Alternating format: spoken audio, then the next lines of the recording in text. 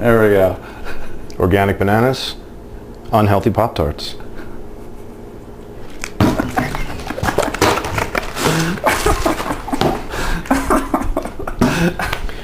This is Klayton from Celldweller, and you're watching Groovey.TV. Don't move. Awesome. Hey, this is Groovey from Colorado Music Buzz and Hollywood Music TV, and I'm here with Klayton here at the Marquee Theater, Denver, Colorado. How's it going, man? Good. Still alive. Off to a good start today. How's that tour treating you so far? It's first date on this leg. Yeah. So far a lot of driving. Yeah, I saw on Facebook you were posting from Nebraska and everything else. And yeah, I think that's where we ran into a tornado. Something like that. Yeah, I saw I'm sorry, what's the doll's name? The little guy. What doll? I'm not sure what that is. That's all pictures of me. That's just all me. I don't know what. You just shrink yourself down looking all cool and stuff. Someone actually made that for me, and I just decided that the doll looks way cooler than I do, so I've just started putting him in my position and photo shooting. Nice, nice. So for instance, I mastered a preview of a new song I have coming out in 4 weeks called I Can't Wait. Mm-hmm. So I figured he would look a lot cooler with a pair of headphones on mastering the song than I would, so I uploaded that photo. Love it. And it keeps me off the camera, which is cool. Right, right. And we're glad to have you on camera. Thanks. Finally. Thank you. We might interview the little guy later on. Okay. Well, okay, so this is the first day of this leg. Where are you all off to after this? Salt Lake. I know we're playing in Vegas. We're doing a festival, Rockin' Roots Festival in Bakersfield, playing LA. Mm-hmm. We're heading back this way to somewhere in Wisconsin, I think, Milwaukee. Yeah, Milwaukee. I'm actually from Milwaukee. Are you? Okay. Yeah, that's why I live here now. Okay. There you go. Uh-oh. Sorry, I get so much hate mail. It doesn't matter what I make fun of these days. No, you got a ton of new music coming out. You said it's coming out in chapters? Is that what it is? Yeah, it's been coming out in chapters, actually. Okay. So my idea is, because it takes me so long to make music, I don't make guitar, bass, and drum rock and roll. That's just never been what I do. Mm-hmm. So I'm generally I'm working in sessions that have 150 to 200 tracks in them, and It's just a lot of work. So I decided early on, and my fan base agreed for the most part, give us whatever you have right now. So we decided to kind of just break the 10-song album up into 5 chapters. Okay. Each chapter is 2 songs, plus there are extended versions that have a ton of extra content, demos, usually a half hour per song of demos, little clips of demos to kind of show you the original crappy idea I started with to the final crappy idea I ended with. Ironically, a lot of people bought that over just the standard 2 songs, so. Right. We're in the digital age. I could finish a song today, like I did a couple of days ago. I finished a song, and here I am in a hotel room in Denver, mm-hmm. doing a quick mastering job on a little preview, and 10 minutes after I'm done mastering it, it's live on the web, So that's awesome. I love the ability that technology gives you to just be immediate. So instead of sitting around and waiting, making people wait for years for a full-length record, because that's mm-hmm. how long it takes me to do this, because in between making an album, I'm running a business. Right. Which is fixed, which there's many facets to that, and then I've also been doing some soundtrack-based stuff and releasing remixes as well. So people think that it's taking me years just to do an album, but it's really not. It's taking me years to finish an album, sure. But I'm not working on an album 5 years straight. So right, because like you said, there's video game soundtracks, there's trailers, there's movies, there's all. Yeah, I did the theme to Dead Rising 2 not mm-hmm. too long ago, the video game Dead Rising 2. So that, when those things come up, putting together this tour took probably 5 months of my life. Sure. Literally just stopped working on the album, and for 5 months was doing audio production and video production for the entire show. So when I started touring, the set was 75 minutes long, and it was 75 minutes of original video footage, as well as every piece of music in the set was remixed and reworked, wow. A lot of it from scratch. It was almost like doing, 12, 14 remixes. Jeez. So there was a lot of production. I think, and it's like, I read my Facebook wall and I read Twitter, and you get haters that they're hiding behind their keyboard and they think they're all badass because they'll never have to face you. Right. But and they'll speak their minds, and I'm cool. I'm from New York, man. Speak your mind. I don't care. It doesn't matter to me. But when you're hiding behind your keyboard and kind of so they'll just kind of throw out little jabs about how slow I am, and it's like, you know what? Why don't you go to the Green Day website? They put out music all the time and they're awesome. Do me a favor. Thank you. The people who care are the ones that are going to stick around, and those are the ones that I appreciate. So and one thing I did notice is on your Facebook and everything else. I mean, people do stick with you, and they follow, and you know what, man? It's a miracle because I don't even really know why they're still around. I think they should have bailed a long time ago, but I mean, you posted something like last night. I was like having sushi in Denver, and there was like 130 people going, "Oh yeah, sushi rules." Yeah, right. I mean, it's fascinating to me. I don't know why anything I say is interesting to anyone, really, but there are people that find it interesting, so I'm thankful for that. Well, you've done a lot of really cool things. And made some music, too. Yeah. That other thing that you do. Yeah, right, that other thing, right, occasionally. No, the stage show is like, it's going to be insane, isn't it? It's like a whole new creation. For me it is, yeah. I have a vision. My current show is around here. My vision for what the show should be is up here. So everything I've done up to that point has been down here, and it's just been working towards this. I'm hitting this mark here, and I've still got a long way to go. But some of that is budget oriented, as far, my time. Sure. So what I did is I'm calling this basically a 1.0. This is like version 1.0 of what I really want this to be. And it was a ton of work. But I can't, like, anyone who knows my music or knows anything that I've really ever done or touched, I can't do anything simple. I've tried and I fail. I just find so many ways to complicate it, and the live show is no different. It started as a simple idea. I toured with a 5-piece rock band. I came from the metal background, so anytime I had to tour, I just put together a band, go out and tour.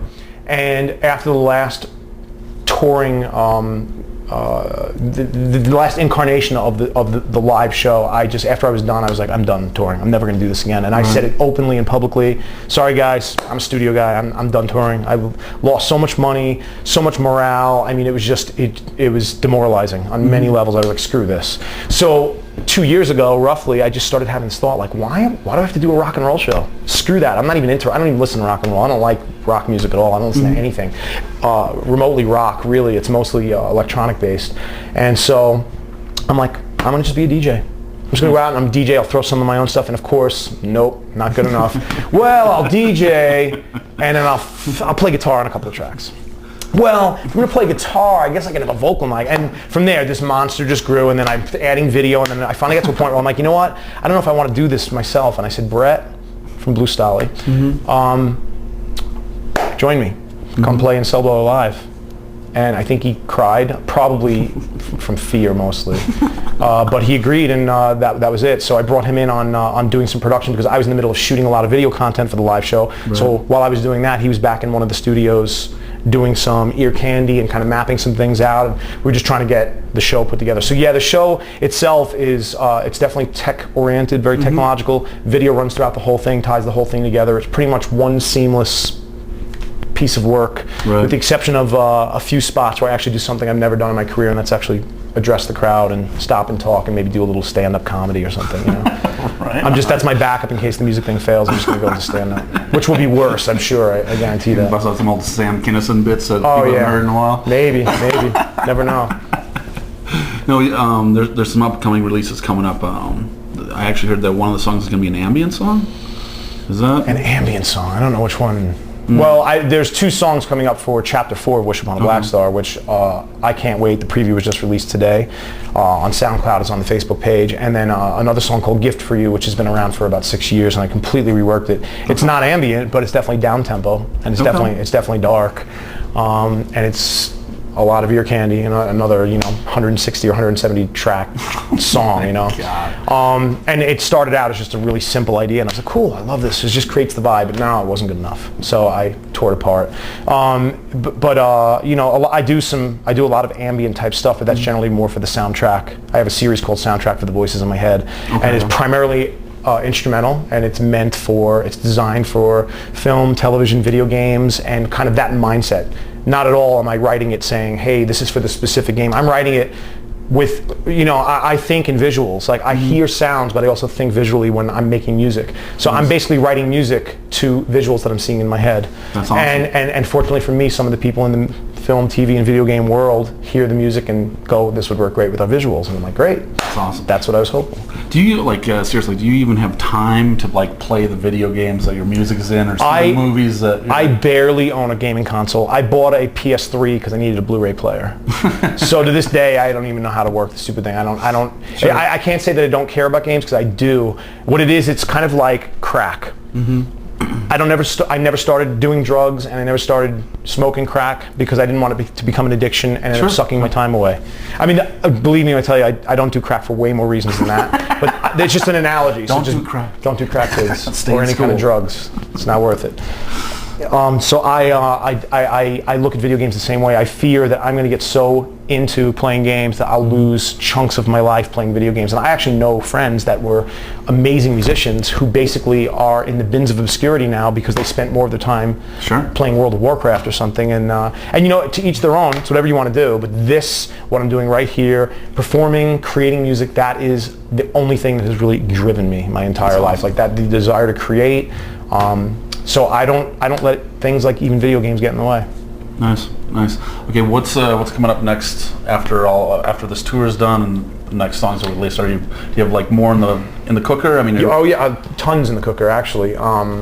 It's just how much of it I can actually talk about right now. But finishing Wish Upon a Black Star, like I need to get the album done. So there's about 4 more songs after I release this next chapter to actually complete the full disc, which will then get printed as a physical disc. 12, 13, 14 songs, I don't know how many total yet, will be released like an actual body of work. I'm working on more soundtrack for the voices in my head, material, probably like a full disc's worth of that. I have some remixes in the shoot. I am also working on a DJ set. So I'm going to be doing the live show like this, which is more of a rock-based, if you want to call it rock-based, compared to like just a straight-up electronic guy behind a laptop. This is rock-based, right? Because there's a lot of live instrumentation. But so on the flip side of that, I want to be able to pack up a laptop and a couple of little things, which watch when you watch my DJ set. I'm going to have 50 laptops and it's going to be 300 video screens, and I'm going to shake my head and go, I did it again. Damn it. The whole idea is so I can be simple, and it's just not going to work. So I'm splitting off the whole live thing, so I have 2 separate entities. It's like going to be Celldweller, the show, and Celldweller, like DJ set. Okay. And I'm, I'm in the shoot to score an upcoming movie, which I can't talk about yet. Also in the shoot to score a live show, not a rock and roll live show, a more theatrically based thing, which I can't talk about yet. So I have. My year already it's booked solid. Like, awesome. I'm kind of wanted a vacation, but it's probably not going to happen. You're on vacation right now, man. Yeah, sure. I got bananas and Pop-Tarts. What else do I need? And a microwave. I'm going to put them both in there and see what happens. Yeah, we should do that right now. That'd be kind of fun. That would be fun. The venue's going to hate me though, but. Cool, man. Appreciate your time. Yeah. Thanks, man. Thanks for taking the time. This is Groovy from Colorado Music Buzz and Hollywood Music TV. I'm here with Klayton from Celldweller and a whole bunch of other cool stuff that he does. Thank you. Yeah, you're pretty much the man. So, woo! And see this tour. I'm stoked for tonight. First show of this leg. It's gonna be so this is the first time you've seen this form of the show at all? This form of the show. Awesome. Absolutely. Great. Yeah, I'm glad to be here. Yeah. All right, let's microwave some Pop-Tarts. Let's do it.